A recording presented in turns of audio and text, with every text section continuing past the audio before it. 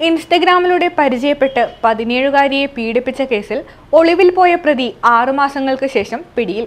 കോട്ടയം മണിമല സ്വദേശി കാളിദാസ് എസ് കുമാറാണ് ഉത്തർപ്രദേശിൽ നിന്നും തിരുവല്ല പോലീസിന്റെ പിടിയിലായത്.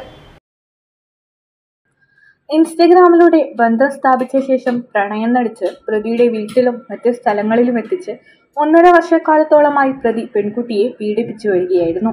ഇതിനിടെ മാനസികാസ്വാസ്ഥ്യം പ്രകടിപ്പിച്ച പെൺകുട്ടിയെ വീട്ടുകാർ സ്വകാര്യ കൗൺസിലിംഗ് കേന്ദ്രത്തിലെത്തിച്ച് കൗൺസിലിംഗ് നടത്തി. കൗൺസിലിംഗിനിടെയാണ് കുട്ടി പീഡന വിവരം പുറത്തു പറഞ്ഞത്. തുടർന്ന് കൗൺസിലർ ചൈൽഡ് വെൽഫെയർ കമ്മിറ്റിയെ വിവരമറിയിക്കുകയായിരുന്നു.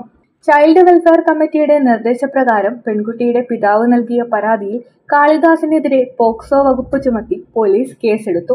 കേസെടുത്തതറിഞ്ഞ് നാടുവിട്ട പ്രതി ട്രെയിൻ മാർഗം ഉത്തർപ്രദേശിലെത്തുകയായിരുന്നു. ഉത്തർപ്രദേശ് ഹരിയാന അതിർത്തി പ്രദേശമായ ഫരീദാബാദിലെ ബദർപൂരിൽ ഇതര സംസ്ഥാന തൊഴിലാളികൾ കൂട്ടത്തോടെ താമസിക്കുന്ന ചേരിയിൽ നിന്നും ഫരീദാബാദ് മലയാളി അസോസിയേഷൻ പ്രവർത്തകരുടെ സഹായത്തോടെ പ്രത്യേക പോലീസ് സംഘം പ്രതിയെ പിടികൂടുകയായിരുന്നു.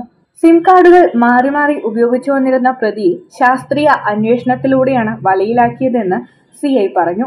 ഒളിവിൽ പോയ ശേഷം മാതാപിതാക്കളെ പോലും ബന്ധപ്പെടാതിരുന്നതാണ് പ്രതിയെ പിടികൂടാൻ കാലതാമസം ഉണ്ടാക്കിയതെന്നും പോലീസ് കൂട്ടിച്ചേർത്തു.